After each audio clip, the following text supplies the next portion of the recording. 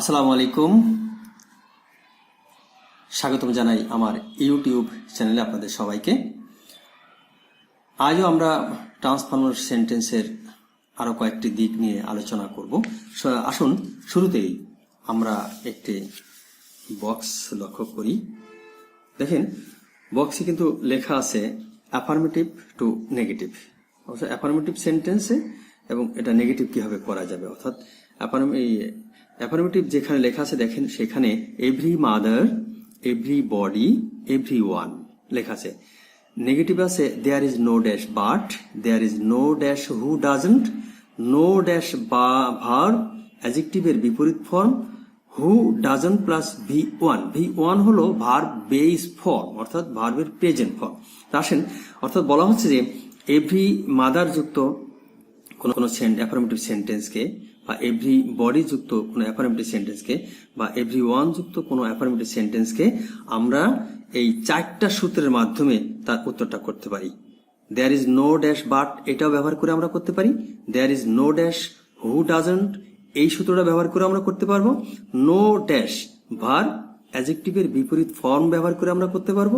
আবার who doesn't plus V1 বা ভার্বের বেস ফর্ম, এই সূত্রটা ব্যবহার করে আমরা উত্তরটা করতে পারবো। তো আসুন আমরা উদাহরণের সাহায্যে, আমি একটি মাত্র উদাহরণ দিয়ে কিন্তু চারটি সূত্র ব্যবহার করে আপনাদেরকে দেখিয়েছি। আশা করি আপনারা বুঝতে পারবেন। প্রথমেই দেখেন অ্যাফার্মেটিভে, every mother loves her child, most common একটা সেন্টেন্স, আশা করি সবাই সেন্টেন্সের সাথে খুবই পরিচিত।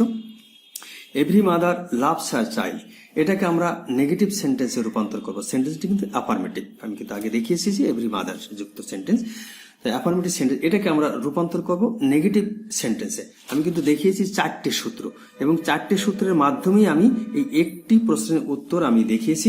আশা করি আপনারা বুঝতে পারবেন। দেখেন, প্রথমেই আমরা নেগেটিভে যাচ্ছি। দেখেন, প্রথম সূত্র, there is no dash but, there is no, অর্থাৎ এভরির জন্য হবে, এভরি শব্দটার জন্য হবে দেয়ার ইজ নো, আর এরপরে মাদারটা বসবে যে শব্দটা থাকবে, এরপরে বাট। তার মানে there is no dash but মানে এভরি পরে যদি বডি থাকে, মাদার থাকে, ওয়ান থাকে, ওই শব্দটা নো আর বাটের মাঝখানে বসবে। তেমনটি দেখেন, there is no mother but loves her child. এরপরে আমরা অর লক্ষ্য করি। আমরা একই আপনি আরো কিভাবে করতে পারবেন ওই প্রশ্নের উত্তর, এই যে every mother loves her child, এই অ্যাফার্মেটিভ সেন্টেন্সটাকে কিভাবে নেগেটিভ সেন্টেন্সে রূপান্তর করবেন। এক নম্বরে গেল, আমরা এক নম্বর সূত্রটা ব্যবহার করেছি।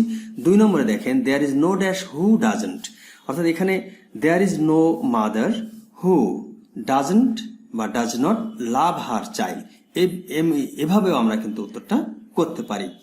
এরপরে আরেকটি উত্তর দেখেন, আমরা ওই প্রশ্নের উত্তর কিন্তু একইভাবে 3 নম্বরে আসছে কি, no mother hates her child. এখানে আমি বলেছিলাম যে নো ড্যাশ ভার্ব বা অ্যাডজেক্টিভের বিপরীত ফর্ম, নো বলা হয়েছে, নো ব্যবহার করা হলো, এবারে ড্যাশের সামনে হচ্ছে মাদার শব্দটা, বা বডি থাকলে বডি শব্দটা ব্যবহার করব, ওয়ান থাকলে ওয়ান শব্দটা ব্যবহার করব। নো মাদার হেটস, অর্থাৎ হেটস এখানে ভার্বের, আপনারা লক্ষ্য করবেন যে ভার্বের বিপরীত ফর্ম ওখানে আছে লাভস, ওর বিপরীত আছে হেটস।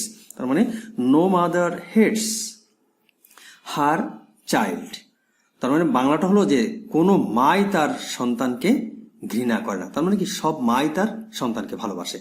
ওই যে বলেছিলাম ট্রান্সফর্মার সেন্টেন্স, অর্থের পরিবর্তন হবে না, বাক্যের রূপের পরিবর্তন হবে।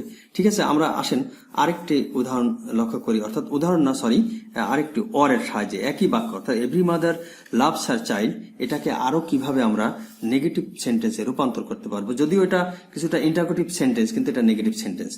হু ডাজন্ট, অর্থাৎ 4 নম্বর পয়েন্টে আছে, দেখেন, হু ডাজন্ট প্লাস V1, অর্থাৎ ভার্বের বেস ফর্ম কোনটা, এটা হু ডাজ নট লাভ। এই লাভটা হলো ভার্ব ওয়ান বা ভার্বের বেস ফর্ম, অর্থাৎ এর সাথে এস বা ইয়েস থাকলো না। Who does not love her child. তাহলে আমরা দেখলাম যে every mother, every body, every one যুক্ত অ্যাফার্মেটিভ সেন্টেন্সকে নেগেটিভ করার সময় আমি চারটে উদাহরণ, চারটে সূত্রের মাধ্যমে আমি উপস্থাপন করেছি। আশা করি আপনাদের ভালো লেগেছে। আপনারা যদি বারবার প্র্যাকটিস করেন, বারবার চর্চা করেন, তাহলে কিন্তু এই জিনিসটা নিয়ে আপনারা অনেক দূর যেতে পারবেন, এবং ধীরে ধীরে আপনি এই জিনিসগুলোর ব্যাপারে আপনি অনেকটাই জানতে পারবেন এবং শিখতে পারবেন। তো আমার এই ভিডিওটি যদি আপনাদের ভালো লাগে, তাহলে আমাকে সাবস্ক্রাইব করবেন, শেয়ার করবেন, লাইক দিবেন এবং আমি যাতে আপনাদের জন্য আরো ভবিষ্যতে আরো চমৎকার ভিডিও নিয়ে হাজির হতে পারি তার জন্য আমাকে সহযোগিতা করবেন। ধন্যবাদ আপনাদের সবাইকে।